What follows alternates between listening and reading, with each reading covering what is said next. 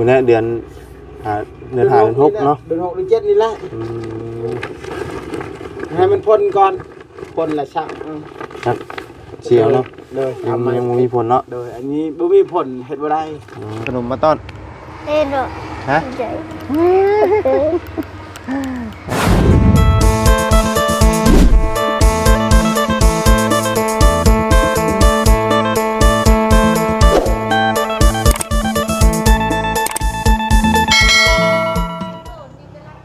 มันแย่งเฮินว้าวบาทนี่พี่น้องเอ้ยเนาะเมฆาบังคลามมันแย่งเฮือนเนาะขี่รถมาขายบังคลามพี่น้องเอ้ยเนาะมื้อนี้โอ้บรรยากาศก็ดีอยู่พี่น้องเอ้ยเนาะบ่ร้อนบ่หนาวปานใดมื้อนี้บักม่วงโอ้ดกขนาดพี่น้องเอ้ยเนาะพอดีกินส้มแล้วนี่แต่ว่ามันยังขมอยู่พี่น้องเอ้ยเนาะมันยังน้อยอยู่เดี๋ยวพอดีกินไปแจกเอาไปแจกมาดูใช่หรือจิบท้องแล้วบ่บุญข่อยยังจะเข้าลงอยู่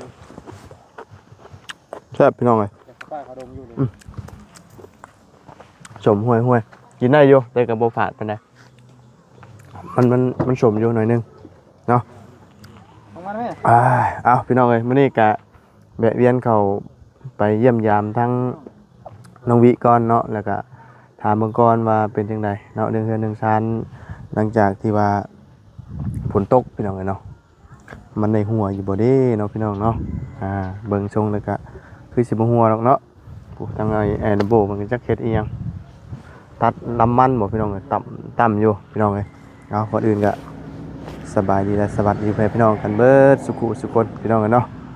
ไปจ้ะพี่น้องเดี๋ยวจังไดก็สิเข้าไปถามข้าวก่อนน้องวิเพิ่นเลิกเรียนน่ะบ่พี่น้องเอ้ยเนาะ11 โมงน่ะเนาะเป็นจังไดได้อันโบแล้วก็สิไปปลูกมันน่ะบ่พี่น้องเอ้ยเนาะฝนตกก็เตรียมการเด้อพี่น้องเอ้ยเนาะไปพี่น้องจังไดก็ถามเบิ่งเนาะอาการทั้งแม่น้องวินี่ก็ดีขึ้นอยู่บ่กินข้าวกินน้ำดีอยู่บ่ช่วงนี้เนาะตอนนั้นก็ว่าบ่อยากกินข้าวปานใดพี่น้องเอ้ยไปเนาะนี่พี่น้องเอ้ยม่วงเนาะพอดีกินพี่น้องเลยจิ้มเจียวเดี๋ยวจังน้อยก่อนพี่น้องเนาะสิเฮ็ดแบบว่าอันเจียวจิ้มนี่เนาะลกขนาดพี่น้องเนาะมาตอนนั้นมันยังน้อยอยู่พอดีละเดี๋ยวเจียวจิ้มพี่น้องเลยเนาะนี่ขั่วนี่ตักอันนี้นี่เนาะลกดีเลยพี่น้องต้นนี่ขั่วเลยเนาะไปสาพี่น้องเนาะดูเห็ดอย่างนี้เปาะอยู่ตรงไหนจะไปปลูกมันบ่โอ้พันเปาะอยู่นี่ไปปลูกใช้นี่นะมุ้ยชวนโอ้ทางเรียบร้อยแล้วสบายดีสบายดีจะไปปลูกมันอะไรวะเอาพี่น้องเลยได้จักอันนั่นเลยไปปลูกนะ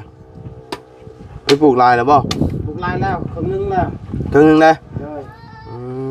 ครึ่งนึงอีกทายเอาบ่ดีว่าได้ไหนขุดเอา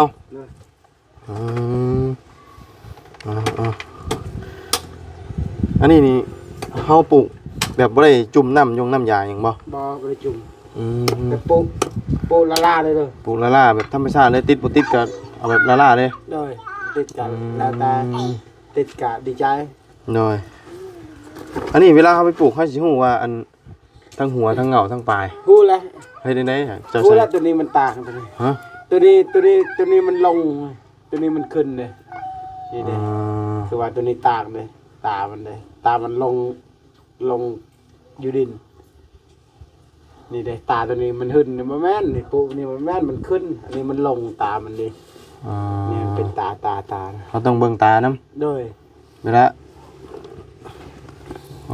ตานี่มันลงเนาะด้วยต้องเบิ่งตาคำว่าอันนั้นนี่เอาทั้งอันปลายลงนี่บ่เป็นเนาะด้วยมันต้นอยู่อันเชิงดินเนี่ยเนาะด้วยเอาเนาะลุงพี่ยังเหรอพี่เลิกเคียนหาเลิกเคียนบ่มื้อนี้ บ่ได้ไปบ่ พักมื้อนี้ เจ็บหัวอืมเมื่อวานนี้ลมหนาวเนาะ โดยลมหนาว อืม พ่นอยู่เวียด น้อยฝนตก โดย อืม อยู่เวียดพ่นเมื่อวานนี่เขาว่าฝนแห้งเลย น้อย แต่อยู่พี่บ่มี บ่ได้มีบ่ โดย ยังทันได้ตกเทื่อบ่อยู่พี่ บ่มีเลย ตั้งแต่ฝนตกกันนะ ยังบ่ได้ฮอดเทื่อว่ะ อย่ามาฮอนเลย อ๋อ เม่นนี่ก็จะตายแล้วเม่นนี่ ฮะ กกเม่นนี่ก็จะตายแล้ว ตรงมินก็สิตายแล้ว โดย เอ้ามื้อน่ะพายุตกไอ้ช่วงอยู่แถวบ้านดงนะทางนี้บ่ได้ฮอดเนาะ บ่ฮอนฮอนแต่บันดงอ่ะ โอ้แสดงว่าเฮือนทั้งเฮือนน้องวินี่ผลท่านได้ตกใจเทื่อ โดยบ่ตกเทื่อเลย เลยบ่ฮู้ว่าหัวบัวเนาะ โดย อ๋ออ่ามาพี่คือใส่ชุดนักเรียนกี่ว่าไปเรียนได้มื้อนี้น่ะฮะบ่บ่ไปเรียนบ่มาพี่เนาะเป็นได้ไดฮะเจ็บหัวซื่อๆกินข้าวอยู่บ่คือจอยลงแท้ฮะ ดุ กินข้าวดุกินข้าวเรื่อยบ่เนี่ยไดกินข้าวดุนี่ข้าวเรื่อยบ่ดีกว่าเนี่ยว่าฝนยังไม่ตกใจเทื่อที่เฮือนน่ะ บ่ อืมน้อยว่าเขามาเยี่ยมยามก่อนว่าฝนตกค่ำแล้วบ่วะหัวอยู่บ่วะหรือว่าจังไดหั่นนะเนาะยังบ่ได้ตกใจเทื่อเลยเนาะทางนี้เนาะ บ่ตกเทื่อเลย มันตกแต่เขตแถวบ้านดงพุ่นเนาะ โดย มันบ่ฮอดพี่ผลนะอย่าตีกันนะครับอย่าตีกันเนาะ อันนี้คือบ่เอาลำมันไปตัดอยู่สวนเนาะ บ่แบบว่าเขาหมูแกให้ใช้รถไถนี่2อันนี่ เพิ่นแก่มาพี่ใช่น่ะ แกตะเทิงพุ่นคอน้ำลาวคอมันงามตัวนี้มันงามนี่อันนี้เขาเรียกว่าจระเข้นี่ อ๋ออันสายพันธุ์มันบ่ โดยชาพันธุ์จระเข้ หัวมันใหญ่ โดยหัวใหญ่นั่นกับกันชีนะ อันนี้กันซี โดยตางเปล่าตางน่ะ อันนี้กันซีนี่มันเป็นได้เนี่ย นี่สีขาวนี่ มันหัวขาว โดยมันขาวกันชีเขาเห็นว่ามันเป็นแดง แต่ว่าราคาเดียวกันปลูกแต่ว่าขึ้นอยู่กับหัวน้อยหัวใหญ่จิเนาะ โดยหัวใหญ่หัวงาม อื หัว ม มันดก นี่ ละ หัวมันยาวตัวนี้จระเข้เขานี่ น้อยตำปินน้องชีนี่บ่แม่นนี่เนาะ โดย แม่นบ่วิ โดย แม่นบ่ปลูกนั่นนี่ บ่เป็น เนี่ยโอ้แม่นบ่เคยปลูกเทื่อเด้อบ่าวก็บ่เคยปลูกเทื่อ บ่เคยไปเทื่อลาว ให้เบิ่งแม่นบ่นี่มันต้องทางนี้นี่อันนี้มันทางปลายอันนี้น่ะ นี่ใช้เอาเจ้าเบิ่งดูเบิ่งไหนเอาเบิ่งตามันเอาทางไหนทางเทิงทางไหนทางลุมเอาเบิ่งดูทางไหนสิปินกับเทิงทางไหนสิปินทางลุมเอาระหว่างทางนี้กับทางนี้เอาทางไหนสิเอาลงดินเอา ทางเทิง ฮะเอาสิเอาทางไหนเอานี่ระหว่างตัวนี้กับตัวนี้สิเอาตัวไหนลงนี่ทางมันสิเป็นทางเงาทางไหนเอาหูช้ำ ถูกบ่ไกล อื ถูก มบ่าวกับหมูกัน ต้องสังเกตดีๆได้เนาะก่อนสิปลูกนี่ถ้าอันนั้นดีๆก็ปลูกบ่ได้ได้นี่นะบ่ติดได้นี่เนาะติดอยู่แต่ว่า ติดแต่มันบ่ มัน เป็น มันบ่มีหัวเนาะ บ่มีมาก ว่าง่ายหากมันโผล่อยู่เทิงพี่เนาะ โดย เอ ติดอยู่ น้อยแต่ว่าหัวนี่ใหญ่เนาะ โดย อืมปลูกลายอยู่บ่ปีนี้น่ะ บ่ขี้น้อยเอา ฮะ ขี้น้อยเอาจกเอาจกก็จกเอาเป็นเอ็ดคุมเอา เฮ็ดคุมเอา โดย อืมปลูกหลายๆมื้อหนึงก็ปลูกกันแล้ว อันปลูกนี่ แล้วประมาณได้4-5เปาเงานี่ก็แล้ว อันมันนี่นะ โดย แสดงว่ามันบ่ได้หลายนี่ หลายๆ3คันรถไถชื่อปีหนึง 3คันรถไถ โดย หัวมันบ่ โดย3คัน4คันนี่แหละบ่ได้หลาย 3คัน4คันรถไถ โดย ก็บ่หลายคือว่าเนาะ โดย ใน3คัน 3คันรถไถนี่ได้เท่าไหร่ 3คันรถไถก็ได้3ล้านปลาย 3 คันละล้านนั่นเนาะ โดย มันลงอีกอะเนาะ ลงแล้วนี่ อ่า 900แล้ว โล900 โดย เฮงลงนักเนาะเดี๋ยวเนาะ แองนักก็ได้ลง เฮ็ดให้คนขี้ข้านปลูกแล้วแบบเนาะ โดย อืม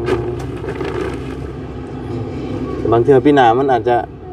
แพงขึ้นอีกเนาะราคาอาจจะขึ้นแต่ แต่ปุเมียนดินแล้ว อืมถึกสิถึกหรือแพงก็จำเป็นต้องปลูกไว้เนาะ โดย มันบ่มีแนวเฮ็ดปลูกไว้ข้าวได้ปลูกแล้วบ่ข้าว ข้าวยัง ยังบ่ โดย อ๋อ ยังบ่ทันปลูกข้าว บุญแน่เดือนหาเดือนหาเดือนหกเนาะ เดือน6เดือน7นี่แหละ อืม ให้มันพ่นก่อนพ่นละชัก ครับเสียวเนาะ โดย ยัง ทำมา ยังบ่มีผลเนาะ โดยอันนี้บ่มีผลเฮ็ดบ่ได้ อื มีแต่ปลูกเมนก่อน ปลูกมิน โดย มินนี่มันได้บ่แม่นหยังไดเนาะ โดยมัน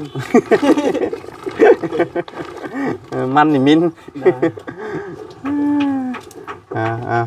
นะบ่ได้ไปมื้อเดียวนี่บ่มันบ่ได้ไปโรงเรียนน่ะ มื้อนี้แหละบ่ได้ไป อืมมื้ออื่นสิได้ไปอยู่บ่ เบิ่งก่อนละ ฮะ เบิ่งก่อน มื้ออื่นวันหยังอ่ะ มีวันพุธ ฮะ มันชุกมื้อ อ่า ไว้ มื้อนี้ ไปบ่ ห้ามเอารวม น้อย มื้อต้องเขาพักแล้วมันชุกแน่นอน อืม แต่ตอนแรกเนาะ อ๋อม่วงไข่อยู่นี่ก็ดกเนาะ โดยอยากกินบ่ หมอมีอยู่ อยากกินจำแจว จำเจียวเอามาแต่งมาแต่บ้านพุ่น เลย เมียเอาใส่รถมาให้อยู่กินน้ำทางแล้วอ่ะเจ็บท้องชุดทาง กินนะครับบ่ กินแล้วกินเพลินนี่ก็แวะเข้ามานี่เนาะแวะกินเพลินไปให้ไปสอนบ่สอนยังน่ะ ลงน้ำเซ่ โอ้ฝนยังไม่ได้ตกจักเทื่อเนาะ ไปตกเลย อืม ฝนตกแล้วมันได้ยานแล้วขุดมันแล้วนี่ อ่า ขุดแรง บ่ได้เลี้ยงปลาแล้วเนาะ มันเลี้ยงแล้วป่า อ๋อขุดคลองแล้วบ่ ขุดแล้ว โอ้ให้มันไหลลงพุ่นบ่วันนี้ โดย อืม นี่แหละมันก็ไล่มาพี่เลยมันก็ไล่มาพี่เลยตามนี้เลย น้อยแต่ว่าบ่ให้มันรวดลงนี่นะเนาะ เลย เข่าอยู่มันก็สิบ่เข่าร้ายเนาะ เลยบอกเขาแล้ว โอ้ยไอเอาไอเมื่อคืนเป็นยังไงแม่เจ้าหึป้าไปเบิ่งไปเยี่ยมยามนะไปเนาะเบิ่งกันละ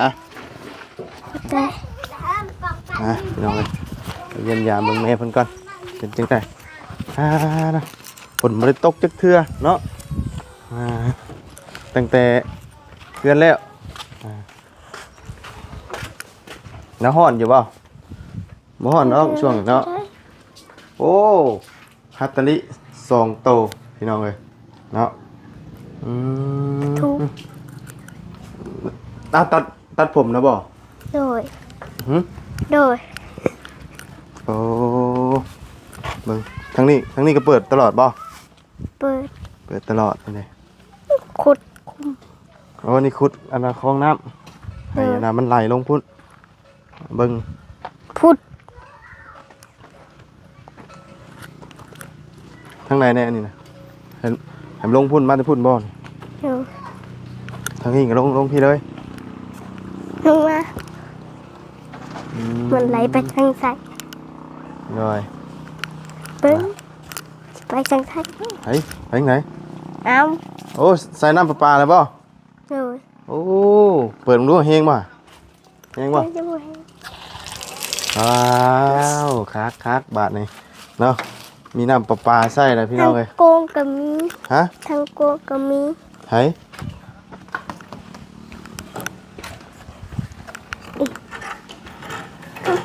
ครับโอ้ต่อข้างในเลยเนาะ ไปแดงผัก ผ้าแดงข้องคอมบ่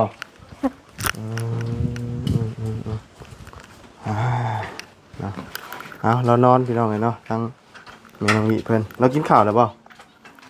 หยัง เรากินข้าวแล้วบ่แม่จัน กินแล้ว เรากินยังมื้อนี้ กินกับปลาทูบ่ กินกับปลาทูเรากินหลายอยู่บ่บัด กินหน่อยหนึง กินหน่อยหนึงคือเก่านั่นเนาะ โด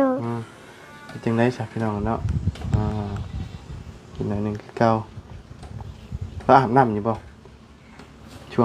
วงหนาวๆนี่ มาบเท่าไหร่ ฮะ หนาว จักมื้อได้เราบ่ได้อาบ หมู่บ่ได้นับ ฮะ บ่ได้นับ อุ้มเอาบ่หรือว่าเอาใส่รถเข็นไป อุ้มเอา อุ้มเอาบ่ เลย อืม บ่ได้เคยใส่รถเข็นอยู่ขึ้นเด้อ บ่ เลย อุ้มเอามันง่ายกว่าเนาะ เลย ไปแล้วก็ให้เรานั่งเนาะ เลย โดยบ่ได้เคยเนาะว่าอันใส่รถเข็นเป็นแต่คือว่าแล้วตัวน้อยๆเนาะ เล อุ้ม ย ปั๊บขึ้นไปแล้วเนาะ ปลาว่ามื้อนั้นน่ะคอยบอกว่าให้อาบน้ำแล้วว่าบ่ฮู้อาโจแบบว่ากระโตหนักๆนี่ ฮะให้โจมเจ้าผู้โจมบ่ โอ้กับป่าน่ะบ่ฮู้จม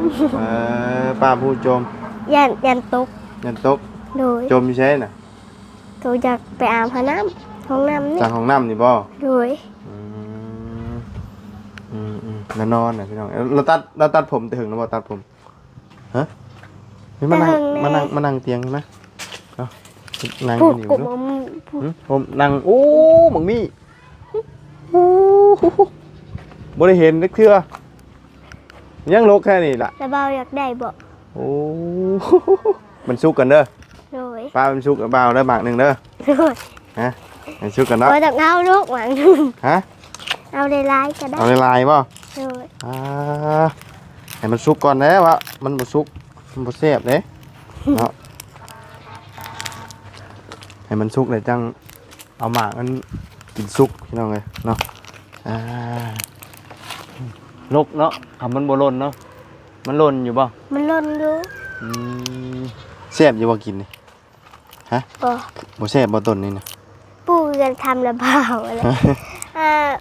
มันเปื่อยๆเนี่ย มันเปื่อยๆมันเป็นบางมี่แบบว่าเร็วๆบ่จังว่าบางมี่ผ่ายมาจากคนอื่นนะ คือกัน คำบางมี่นี่มันมีหลาย ระเบาทำระเบาลำบนหู มันมีบางมี่นังบางมี่ผ่ายคนอื่นเนาะบางมี่นังนี่สิแซ่บบางมี่ผ่ายนี่มันสิเนื้อมันบ่แน่นเนาะเดี๋ยวมันสุกนี่สิฮู้เนาะเนาะนี่เนาะแต่ว่าลกก็ดีนะพี่น้องเลยต้นนี่นะถ้าคือ ในชำนีก็ยังขี่รถทิพย์หน่อย น้อยเป็นหยังดอกเจ้าบ่ได้ขี่ไปบ่โรงเรียน บ่ ไปโรงเรียนย่างเอาบ่ ยังเอา ย่างเอาเนาะคือจอยลงกว่าเก่าเด้นี่มา จอยเป็นไข่นะ ไข่จักมื้อ ประมาณได้2 มื้อ 2 มื้อ 3 มื้อนะ เรียนบ่อยากเข้า มื้อ4 มื้อเจ้าหอดมื้อ น้อยทำไข่แล้วบ่อยากเข้าเลยเนาะ เลย ไข่คือกั มัน น น่ะเจ็บคอยบนนี้มันเจ็บ เบายังเจ็บไอพร้อมเลยเมื่อคืนนี่จนบ่ได้รับบ่ได้นอนพี่น้องเอ้ยไอ จนคอแหบเลย ไอบ่ได้นี่กระโตจนพ่งลงขึ้นพ่งแบบอันนี้ได้เฮาไอแห้งเด้มันแบบขยอกต่ำเลยนะพี่น้องมันส่วนหลายมันจากไอช่วงตอนคืนตอนเว้นนี่บ่ปานใดกับช่วงเช้าเนาะอากาศมันเปลี่ยนแปลงแบบเฮ็ดให้เฮาไอแน่เนาะมื้อนี้หากหยุดมื้อเดียวนี่เนาะอันที่ว่าอันมันไปโรงเรียนน่ะ บ่ไม่หยุดแน่หยุดแน่แต่มื้อวานนี่ก็หยุด เมื่อวานนี้ก็หยุดบ่ โดย บ่ได้ไปหมดมื้อแล้วบ่วานนี้ก็ ไม่ได้ไป หึ เจ็บหัวแห้งนักขึ้นนะแบบว่าเอายาผูยังเดือน่ะเบาเอียงบ่ ใครแน่บ่ตอนนี้นะ คล้ายๆนะ กินยาอันนั้นที่ว่าดีขึ้นแล้วมื้อวานนี่นะมันหนักบ่หรือว่ามื้อก่อนนั้น มือก่อนน่ะนักแห้ง มือนี่แหละแค่ไข่ลงแน่ มื้อนี้น่ะดีแล้วเนาะ ดู เบิดผิดไข้แล้วเช้าแล้ว หน่อยนึง ยังหน่อยนึง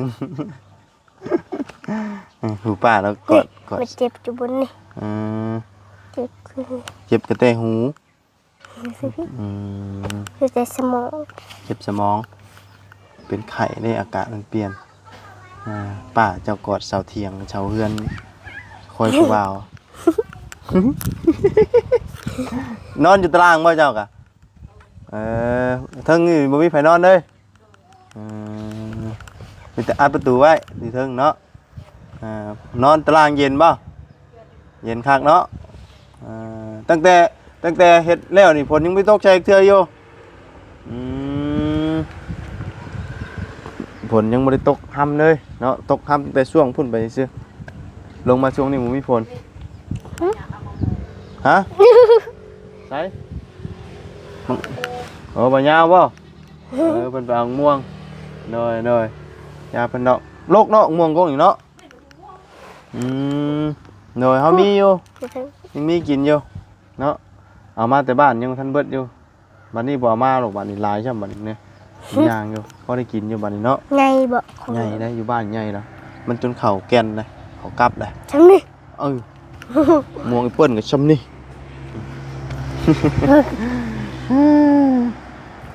พี่น้องเนาะมื้อนี้เขามาเยี่ยมมายามถามข้าวเนาะทางเมย์เพิ่นก็ตัดหัวโลนพี่น้องเอ้ยเฮ้ยเราก็ตัดหัวโลนแต่เก่าเลยเนาะแต่ว่าตอนนั้นตัดแบบสั้นซื่อๆเนาะมันยังบ่ได้โลนเนาะ โดย แต่ว่าอันนี้เราตัดโลนเลยเนาะ โดย ตัดถึงเติบเลยติ เบิ่งเท่าใด เบิ่งบันไดเลย เบิ่งห้อง ป้าชาเบาซื้อขนมมาต้อน เด้ดอก ฮะ ใจ ซื้อขนมมาต้อนเนาะนี่แหละกะโดนๆจะได้มาเยี่ยมมายามพี่น้องเนาะไปให้รถพุ่นน่ะต้นม่วงพุ่นน่ะ ต้นมา ผู้ชายเกิบ บ่ได้ใจมาขาบไปเบิด ฮะ อยู่บนนั้นมาขาบ เลยไปม่วงคักกะทิม่วงเนาะจักจิเมนม่วงอย่างเพิ่นเอิ้นม่วงนี่นะลกแห้งพี่น้องเป็นผัวอยู่พอดีกินเนาะหมากใหญ่ก็มีตอนนั้นน่ะมันขมมันฝาดตอนนี้น่ะโอเคแล้วเนาะตำไปดีได้ตำแบบยื้อกินแล้วนะนี่ครับกินแล้วนะ ตำแห้ง กินบ่วิ บ่ กินบ่ม่วงใส่ขนมกันเอายูโดไปกิน ขอบใจ เนาะตาม ขน ไว้ มขนมนี่ละแสบ แซ่บป่ะ โดย แซ่บเนาะขนมนี่เนาะบ่ได้ค่อยได้กินเนาะเดี๋ยวนี้มื้ออื่นบางเทื่อก็ได้ไปบ่โรงเรียนบ่ได้ไปบ่ มึงเถื่อไปมึงเถื่อลงมึงไป บางเทื่อก็ได้ไปบางเทื่อก็บ่ได้ไปทางเบิ่งเนาะแต่ว่าบ่ได้ไอปานใดบ่ เพราะ ใครแน่บ่ไอนะไปซาลาบ้าก็สิไปเด้อ โดย มีแต่มื้อหน้ามื้อไหนว่ามาเยี่ยมยามใหม่เล่นน้ำใหม่ โด เด้อย เดินทางปลอดภัย โดยตั้งใจเรียนเด้อ โดยสบายดี สบายดีไปเอาดูน้องกินเด้อ โดย ลมบัดนี่พี่น้องเอ้ยเนาะเอาเนาะทางไอ้ลำโบเพิ่นก็จะเอามันไปปลูกแล้วปุ๊บ2กระสอบแล้วกันเนาะมันเปาะอยู่เมื่อกี้นี่ปั่นใส่กระเป๋าแล้วก็ไปปลูกบ่หลายแล้วว่ะปีนึงก็สิได้อยู่3คันรถไถเพราะว่าปลูกบ่หลายเนาะแล้วเดี๋ยวเราไปปลูกเลยได้นี่ไปปลูกได้บ่โดยโอเคไปวัดซองลูกก็ได้เนาะจ้ะพี่น้องเลยนี่แหละแล้วกันเฮ็ดพอได้อยู่ได้กินเนาะเฮ็ดก็บ่ได้กินก็แล้วไปซะพี่น้องสำหรับคลิปนี้บ่าวบุญก็ขอลำลาไปเพียงเท่านี้กันเด้อพี่น้องพบเจอกันใหม่ขอบคุณพี่น้อง FC เด้อที่เข้ามาติดตามนะครับส้มเนาะมาเยี่ยมมายามทางน้องวิไปพี่น้องไปก่อนสบายดีพี่น้องกันเบิดสุขทุกคนพี่น้องเนาะ